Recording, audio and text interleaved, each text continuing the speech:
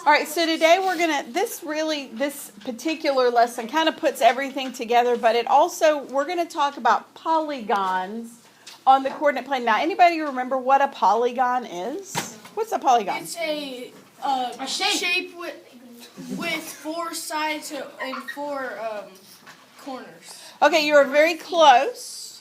It is not necessarily a shape with four sides and four corners. It is a closed figure. That is part of the definition. There's something specific about that word or that prefix poly. What do you remember? It has 3 sides.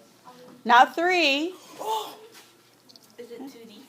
Not 2. Well, it is 2D, but that's not the part that I'm talking about. No. So poly. Okay, so anybody ever heard the word polytheistic? Yeah. No. What does it mean? I don't know. You don't know? You hadn't learned that in social studies yet? Okay, so I will just tell you then what the prefix means because I can't come up with any other examples. Poly means many. Poly means many. So a polygon. Okay, stop calling out and listen now. Now's not the time for calling. Okay, so poly means many and gon means sides. So a polygon has many sides. Now, some of you said it had 3, some of you said it had 4, some of you said it was a closed figure. It could have 3, it could have 4, it could have 895 sides. Okay, so poly means many. Anything that has many sides, which could be 3, even though some of you are like, well, 3 is not many. But the point is, a polygon is anything that has multiple sides, more than 2, because it has to be a closed figure, as Hunter said to us just a minute ago. So that means that it has to close on itself. So a polygon is simply a shape, and we're going to be graphing some on a coordinate plane. Now we're going to be graphing those, and then we're going to be finding the area and the perimeter of them based on their shape on the coordinate plane, which is where we get the idea of carpet and fences. We're going to talk about those two things as we go through this lesson today. So, this is what you have on your cutout. Okay, so let's do this piece together. So it says, plot the following points and connect as you go.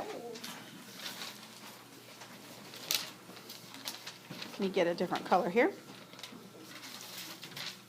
Okay, so I'm going to start with -4, 7. So remember, across first. So I'm going to go across to -4, and then am I going to go up or down to 7? Up, because it's +7. So my point is going to end up right here. -4, 7. Okay? Because remember, we always start at 0, 0, which is the origin. All right, then -2, 7.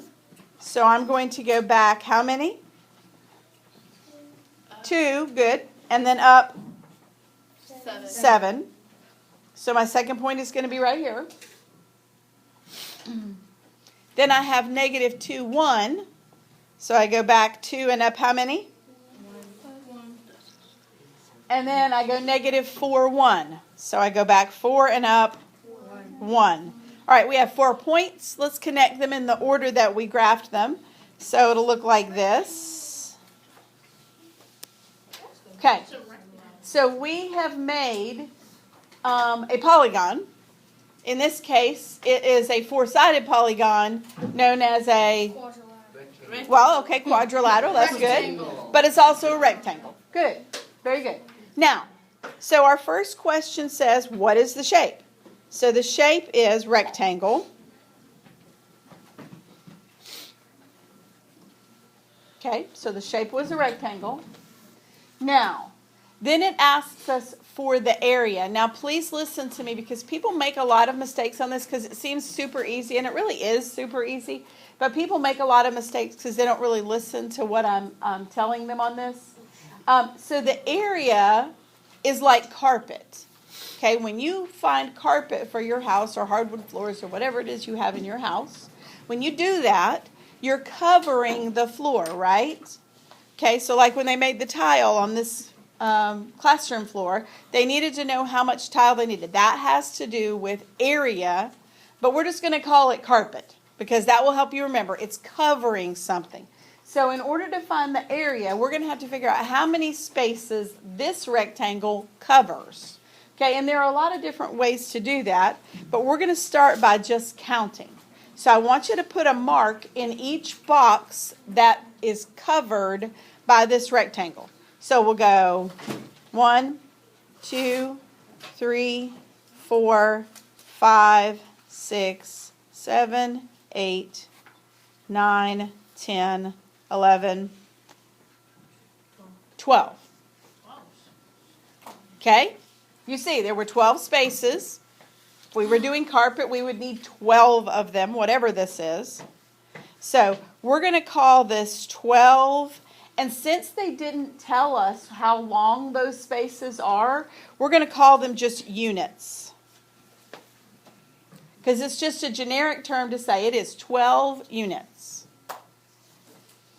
And now you may or may not remember this from elementary school, but whenever we're talking about area, whenever we're talking about covering things, we're going to call it square units because it's made up of squares. Y'all remember this from elementary? Yes. Excellent. I am very glad that you do. All right, so it is going to be 12 units, and then we're going to square it, and to square it, it looks like that. We put a little 2, which is like the exponent 2, same thing, and we call it squared. So 12 units squared. The area is 12 units squared. We got it by simply counting the number of boxes that were inside and then writing units because they didn't tell us. If they said each one of these was a centimeter, we could say centimeters, but they didn't say that, so we don't know. So we just say 12 units, and it's squared because area is always squared. All right, who has a question so far? Our next step then is to make a fence. And this is where more people are likely to make a mistake on this than they are on the area. So a perimeter is like a fence. So if you think about it, if you fence in your backyard, you don't have to cover the ground, right, like you would for carpet. You just need to make a fence around the outside. But we have to cover it so that there are no breaks in the fence.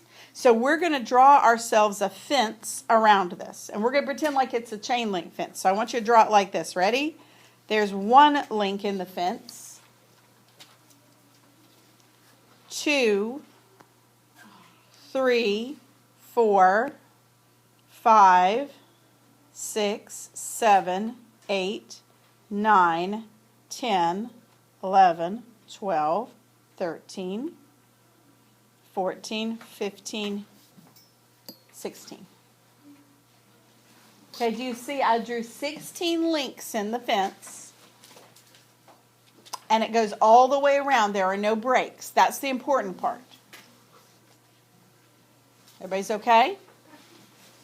All right, so for perimeter, we have 16, and we still don't know what those things are called. We don't know if they're centimeters, miles, anything like that. So we'll just call them units. But since we were going in a straight line, and we were not covering it, it's not squared. Not squared, okay? So area is always squared. Perimeter is never squared because it goes in a straight line. A fence goes in a straight line.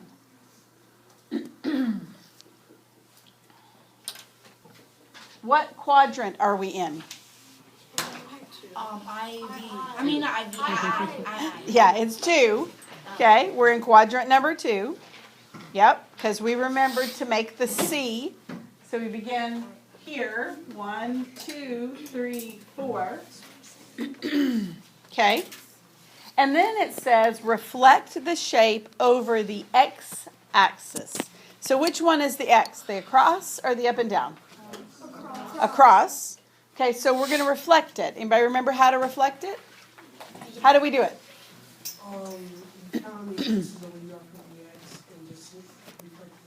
And just put it on the other side. So I'm going to change colors to make it easier to see. So we just reflect each point and then redraw it. So I'm going to start with these 2 points at the bottom because they're easiest to do. This is 1 above, right? So I'm going to go how many below? 1. And put a dot. 1 above, 1 below, put a dot. So those are the beginning. Okay, and then I've got to count how far it is to the other. So to this point, it is 1, 2, 3, 4, 5, 6, 7. So I'm going to go down 7. 1, 2, 3, 4, 5, 6, 7. Same thing over here. This is 1, 2, 3, 4, 5, 6, 7. So I'm going to go below 7. 1, 2, 3, 4, 5, 6, 7. And I'm going to redraw my shape. Let me put that in a different color. So I have followed all the directions here. I plotted it. Then I named the shape. Then I said what its area was. Then I said its perimeter. Then I said what quadrant it was in. And then I reflected it over the x-axis. And I remembered that this one is the x-axis. So these are just the notes that you have on your cutout. So we'll just talk about them for a second. So for area, excuse me, we're going to count the boxes inside or use the formula. And we'll get to that more later, especially as we start to get into area and perimeter. The formula, who remembers the formula for the area of a rectangle? Okay, a couple of you do? Okay, so it's just base times height.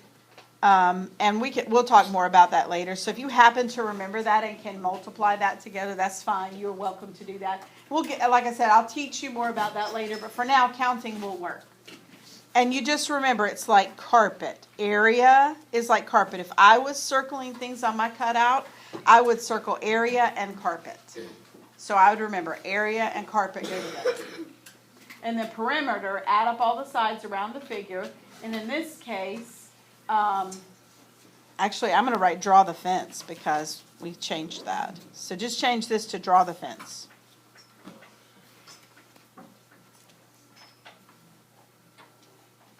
Okay, so I would circle perimeter and fence. So for perimeter, it's like a fence. We draw it around the outside, drawing all of the links. For area, it's like carpet. We cover the bottom of it.